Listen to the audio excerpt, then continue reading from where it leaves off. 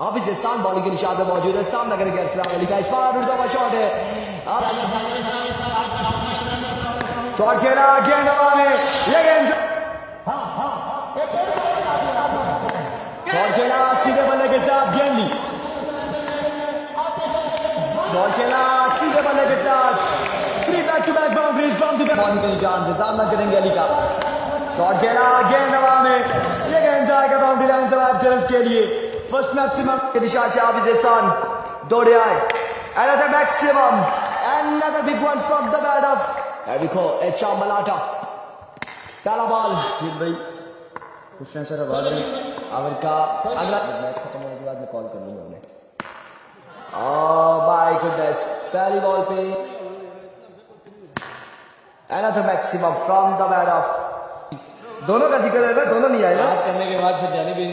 जानी भाई के साथ हाथ हो गया, 15,000 का हाथ हो गया, इस बार फ्लिक ऑफ द रिस्क,